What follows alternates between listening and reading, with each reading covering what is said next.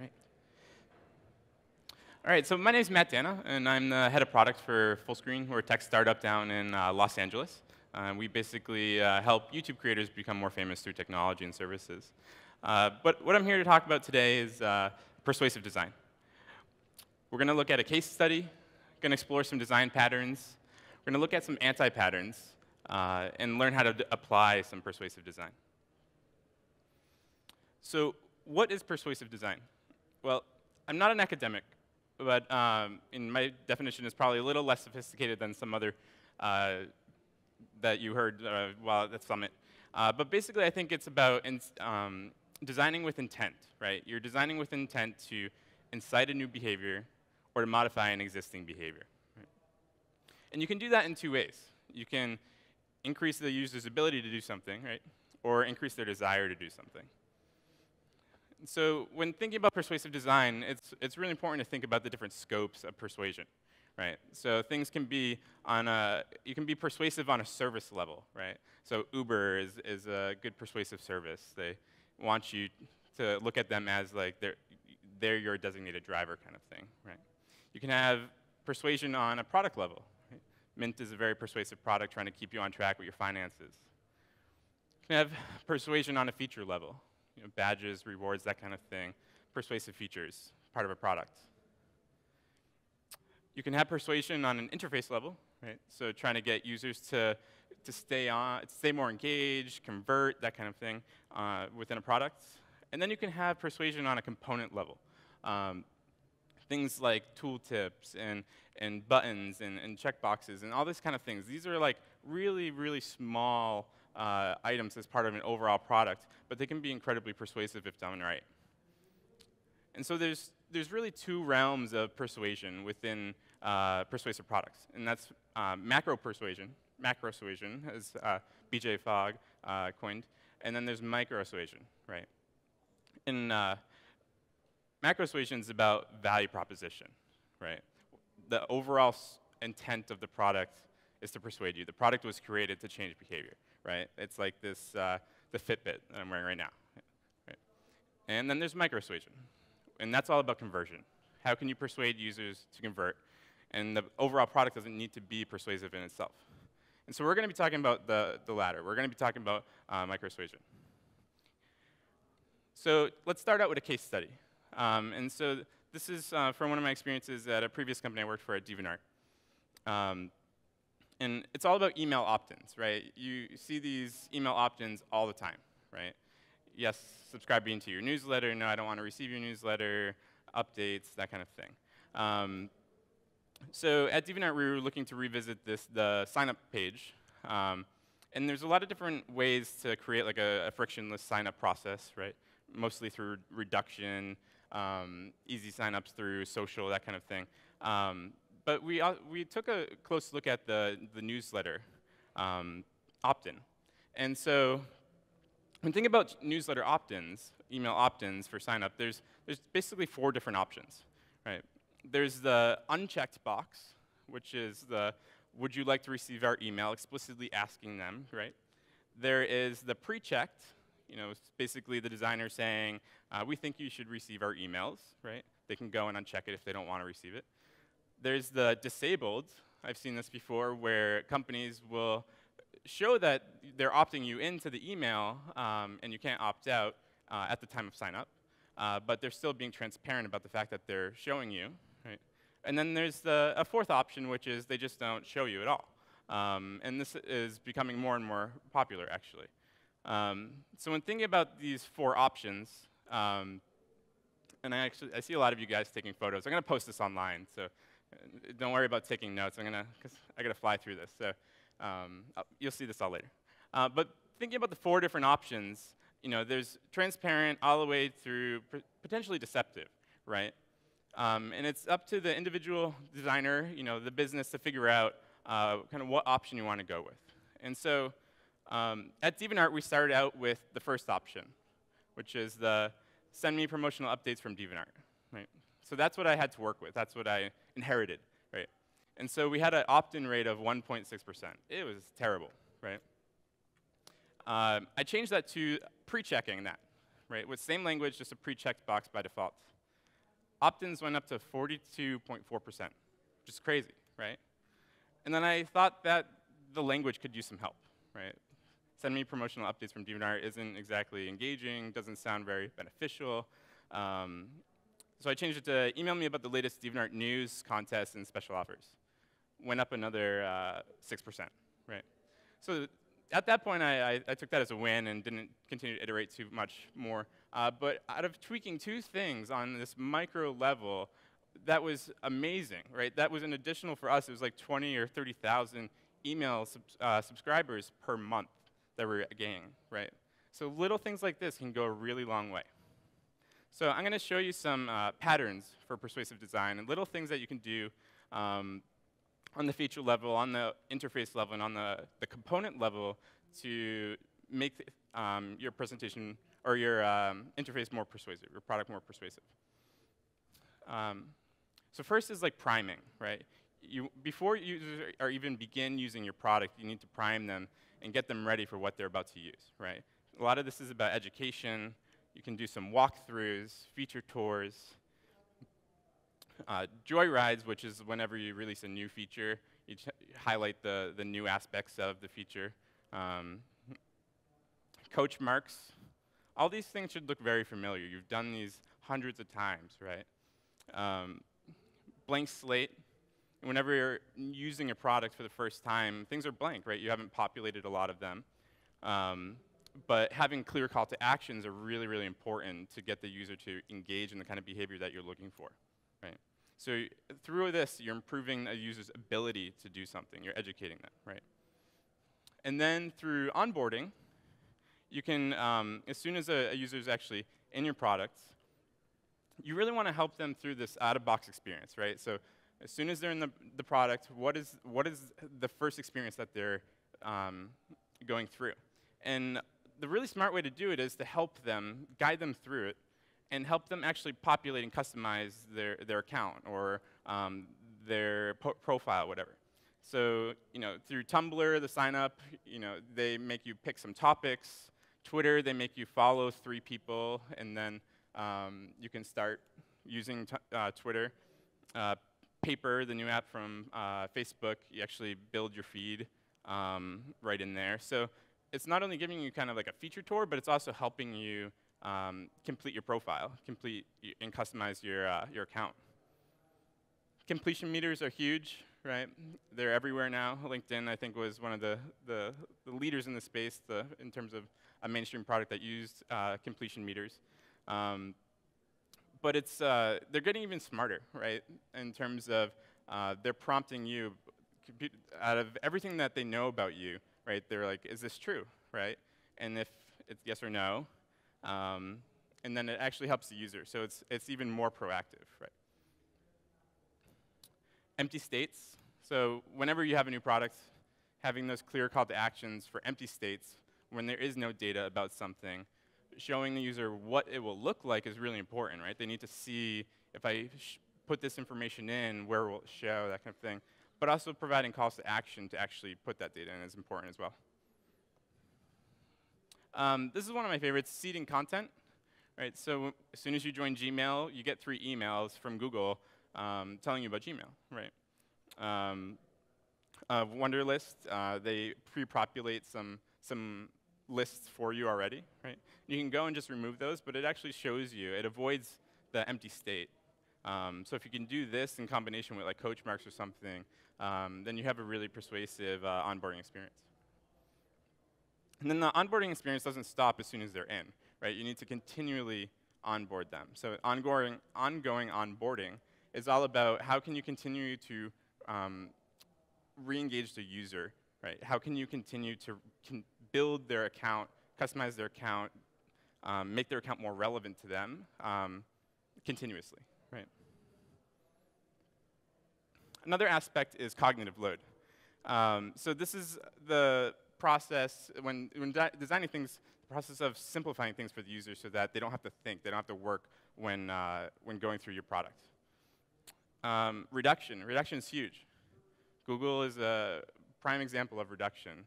It's very clear when you come to this page, it's all about searching, right? Chunking. grouping things into easily digestible chunks, right? Sequence flow. This is a kind of derivative of chunking, right? You're chunking aspects of an onboarding flow or a steps process, chunking it together so that it's easier to get through.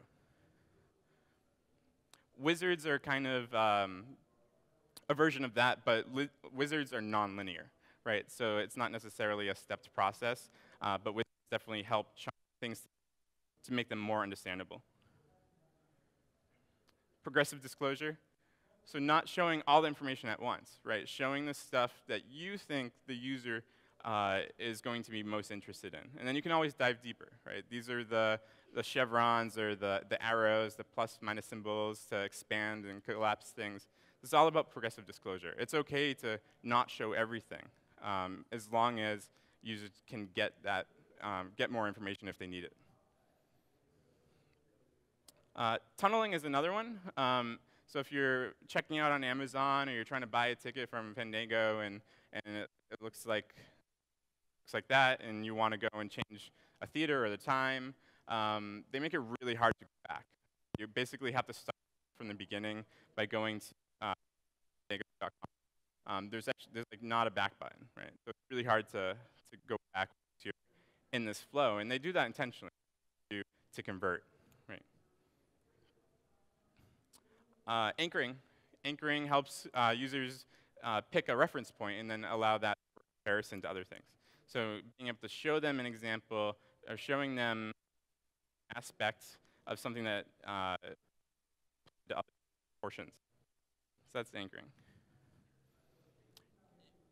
Bias are another aspect designers take into account. Credibility. It was really a space looked credible, right? Craigslist, on the other hand, doesn't look credible at all, right? And I think that's intentional. You know, you're looking for deals and stuff on Craigslist. You know, I think you're not supposed to trust the person that you could be buying something from. So credibility is a big thing. Social biases, testimonials, being able to show what things are most popular with other users, that kind of thing, really helps show a lot of social proof, right? Good defaults. I showed you the power of this earlier with that email opt-in example. PayPal, they really want me to pay with my checking account, and I never want to pay with my checking account, right? So you have to go in and change the default option every time you want to use like a credit card or another form of payment. So they add some friction there. iTunes on the page on Apple's site, you don't need to enter your email address in there. You can just download it right away, but because it has the email address there, it makes you think that you need to put your email in order to download iTunes. Right? So adding in the business goals into the interface. Yeah. Storytelling makes things substantially more easier to understand for users. It puts information within context. And being able to actually show individuals is really important as well, because they tend to relate more than if you just show like different value propositions, that kind of thing. Affordances. Affordances, these are visual cues and like perceived properties within an interface. Blocking is a big one, right? You can block aspects of an interface so that a user cannot continue to use it.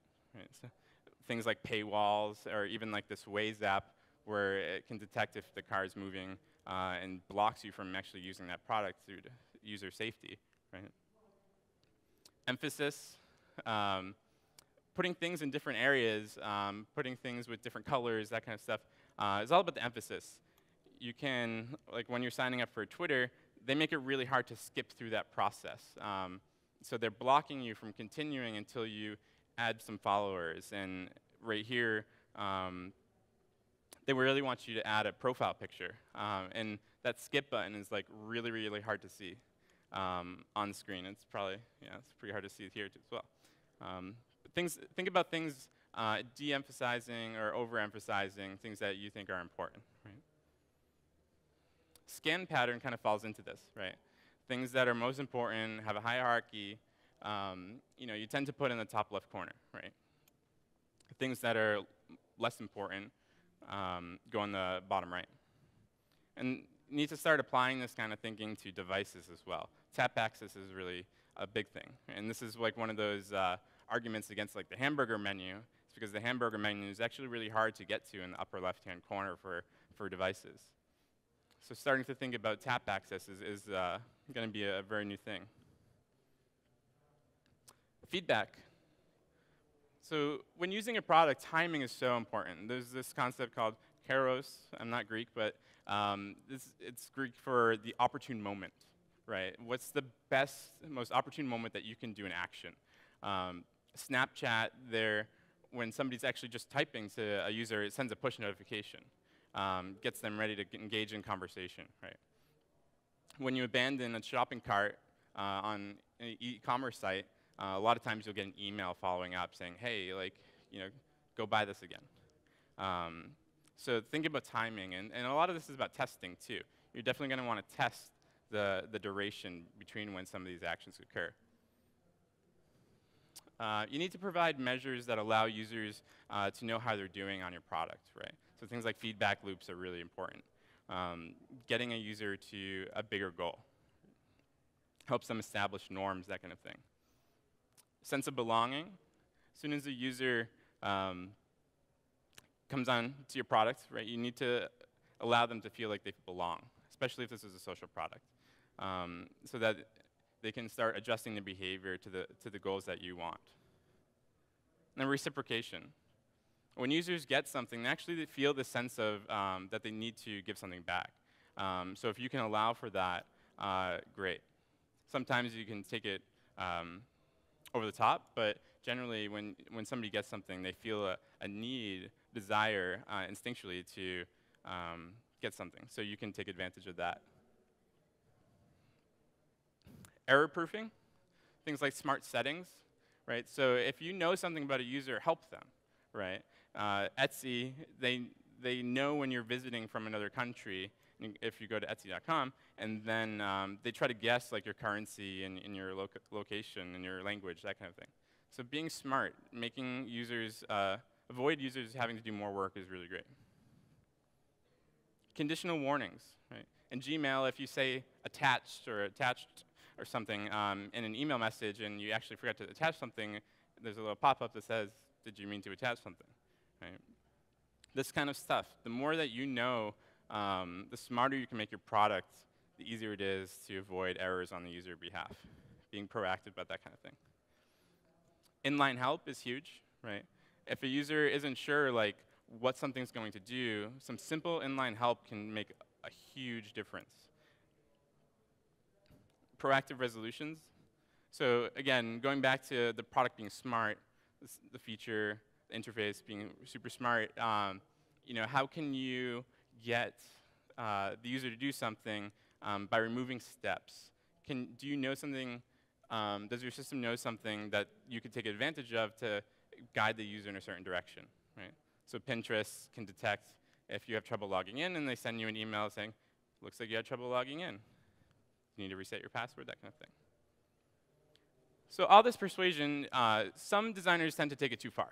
So I just want to review some of these, and you can evaluate on your own. I live in LA, so one of my pet peeves are parking meters, right? As soon as you put your credit card in to the parking meter, it automatically defaults to the most expensive option, the most amount of time, right? I think that was pretty opportunistic on their part, but it's a little presumptuous, right? A stock photo, you pick they pick the middle option, which is great, but I could definitely see some sites that go down and automatically select the most expensive option. Friction, some sites, products add a lot of friction when you're not doing something that they want you to do, right? So it's in Spotify's best interest to have you constantly sharing what you're listening to, but they make it really hard to turn on the privacy mode for that. Facebook makes you feel guilty if you want to deactivate your account, puts all your friends' pictures asks you if you really, really want to deactivate. Unexpected results. In the LinkedIn, finding friends. Like you go and and I intentionally wanted to go find more friends on LinkedIn. So yeah, enter my email, continue, find all my friends that I know from my address book, that kind of thing, continue. And then they switched the call to actions and the buttons. So they want you to invite a whole lot more people who are not on LinkedIn but are in your address book. And so they basically want you to spam your friends to get them to join LinkedIn.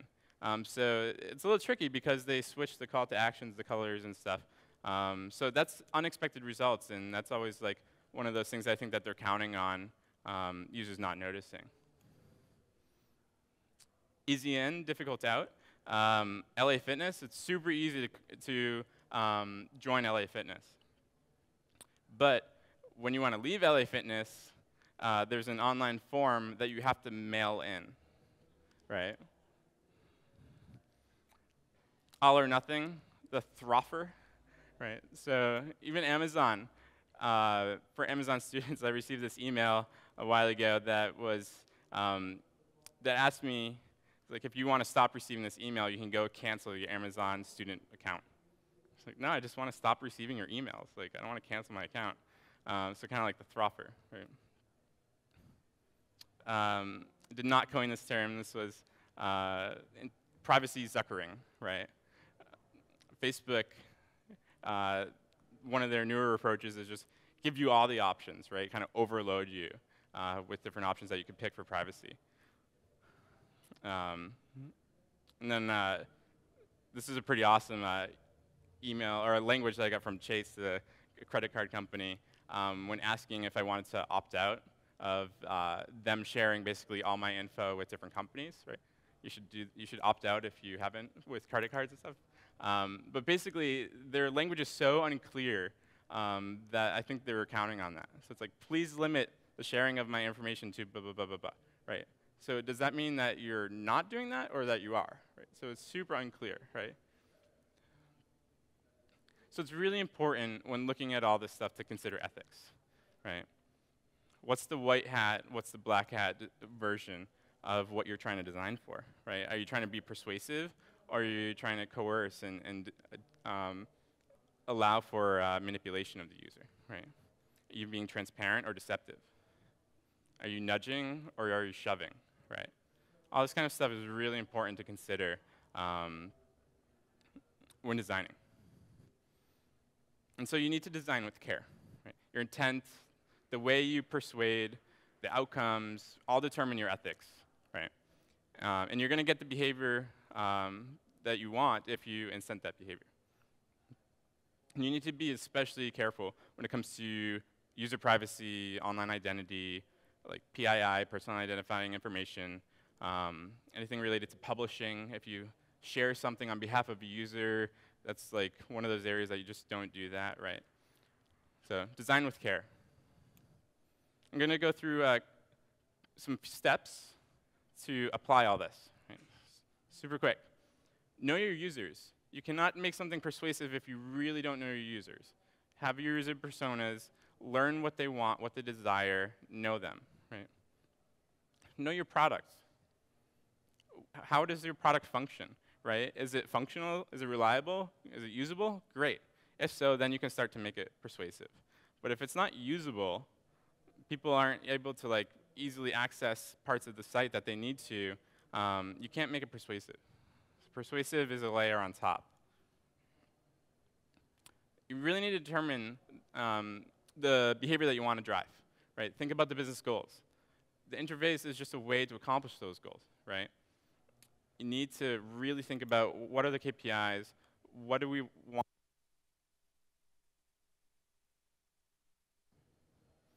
and then put the user in control. When a user feels a sense of ownership, they tend to value things more, right? They go to greater lengths to avoid losing that sense of control. Step 5, make the desired outcomes of the user align with your interests, or make your interests, or the user's interests align with what you want them to do. can get you, both you and the user aligned, they're way more likely to do the things that you want them to do. Market that behavior that you want to drive. Market it through education, onboarding flows, storytelling, that kind of thing. You really need to market aspects of your product within your product. It's super important to get the conversions. And then when thinking about that, you need to identify potential pitfalls, right? The potential areas that users could do behavior that you don't want them to do, right? And then proof. Try to make systems that avoid doing that. And then really think about the path and the desired outcome and help the users get through that, right? Are there things like stepped process, chunking, affordances that you can think about on that pathway to make things even easier? If you can remove steps, that's a good thing. Keep it simple, right? Users can get really overwhelmed. Users are distracted, right? It's really it's common practice where people have 10, 20 tabs open, right, all at the same time. It could be using your product, go away, come back, that kind of thing. So if you have a step process, they need to know clearly where they are in that process, that kind of thing. So always consider those kind of things. Keep it simple, remove steps, and then experiment, measure, learn, and iterate, right? There's a lot of things that you may not know, and you could just try, right? Just do pilot programs, make sure you're measuring, look at the measurements, analyze it, try to learn from them, and then just iterate, right? If something fails, throw it out, go back, revert, that kind of stuff. So if you continue to iterate and optimize, you're going to get the results that you want if you continue to think about what your interests are and then what your users' interests are and try to make them align. And I think I am over time, but I am going to be hanging out over this way. So if any of you have questions, I'll be over there, and I'll be posting this online soon. Thanks very much.